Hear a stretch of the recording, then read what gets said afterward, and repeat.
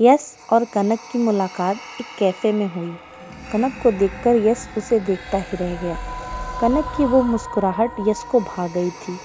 वो उसका दीवाना हो चुका था। अगले कई दिनों तक यश उसी कॉफ़ी शॉप में जाता रहा, बस कनक को देखने के लिए।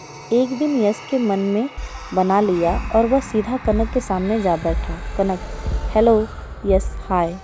कनक, मैं जानती हूँ कि तुम यश हो और एक IT कंपनी में काम करते हो और पिछले कुछ दिनों से मेरा पीछा कर रहे हो। यश, तुम्हें ये सब कैसे पता चला?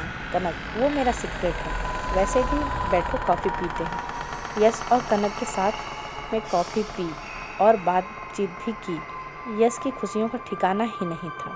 यश, कल कब मिलोगी? कनक, इसी टाइम बीच पर। यश, अपना नंबर तो देते जाओ। कनक, कल मिलो तब देती हूँ। अगले दिन कनक और यश बीच पर मिले। यश, मुझे लगा तुम नहीं आओगी। कनक, कैसे नहीं आऊँगी, तुमसे मिलने जो था।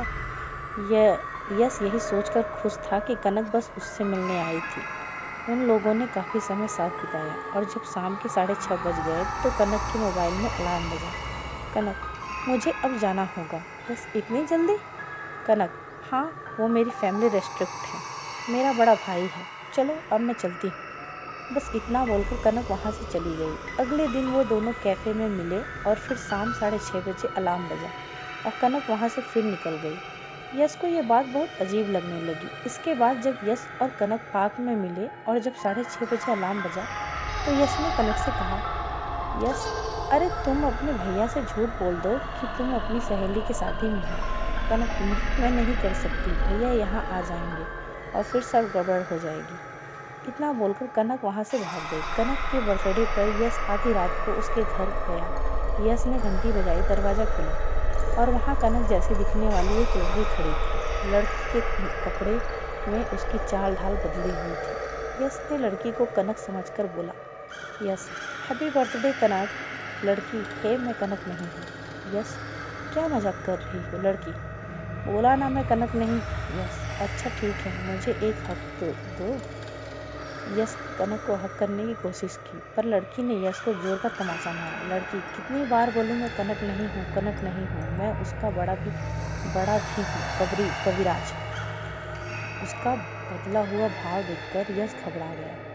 लड़की, मैं जानता हूँ तू मेरी बहन से प्यार करता है और वो भी तुझसे प्यार करती है, पर तुम दोनों कभी एक नहीं हो सकते, कभी नहीं, क्योंकि सूरज ढलते ही कनक के शरीर में मैं रहता हूँ, उसका बड़ा भाई कविराज। इसलिए यहाँ अच्छा यही है कि तू कनक को भूल जा और निकल जा, यहाँ से निकल जा। लड़की ने यश को धक्का मारकर घर से बाहर निकाल दिया। उस रात यश कनक के घर से बाहर खड़े होकर सोचता रहा कि आखिर उसके साथ हुआ क्या। वो परेशान था। वो जिस लड़की से प्यार करता था उसके शरीर में एक भूत रहता। अगली सुबह सूरज उगते ही कनक रोते हुए उसके पास आई। यश, ये सब क्या है? कनक, तुम घर चलो, सब कुछ बताती हूँ। यश कनक के रूम में बैठा था और कनक अपनी कहानी बताने लगी। यह उस समय की बात है जब मैं और मेरे बड़े भैया कविराज एक पहाड़ पर गए थे। हम दोनों लगभग 14-15 साल के थे। मुझे ऊंचाई से डर लगता था। मैं घबराई हुई थी। भैया ने मुझे डराने के लिए पीछे से भौंकिया और अचानक मेरा संतुलन बिगड़ गया और वो पहाड़ से नीचे गिर गए।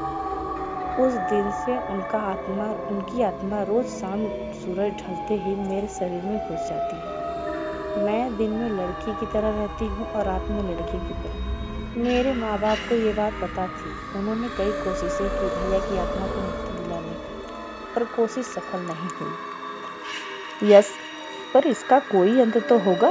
कनक, अंत है, पर भैया मुझे वो करने नहीं देंगे। यश, पर क्या? कनक, पूर्णिमा की रात भैया की आत्मा मेरे शरीर में नहीं घुस सकती। उसी रात हमें पुरानी मंदिर में जाकर भैया की आत्मा को मुक्ति दिलानी होगी। यश, यदि यह इतना भी मुश्किल तो नहीं है?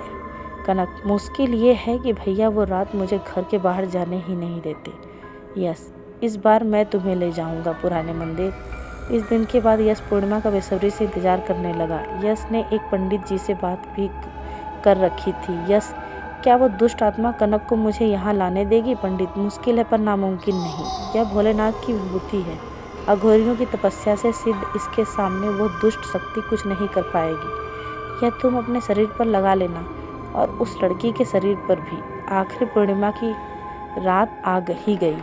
यश कनक को लेने उसके घर आया, पर जैसे ही उसने कनक को हाथ लगाया, किसी अदृश्य सी शक्ति ने उसे पटक लिया। यश, कनक चलो चलो मेरे साथ। कनक, भैया यही है वो, मुझे नहीं जाने देंगे।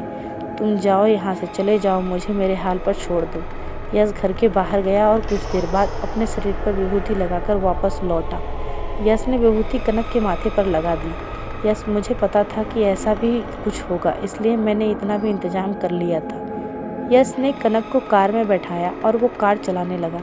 कार के मिरर से कनक को काली शक्ति दिखाई दे रही थी। कनक, भैया हमारा पीछा कर रहे हैं। यश, तुम घबराओ मत, वो हमारा कुछ नहीं कर सकते।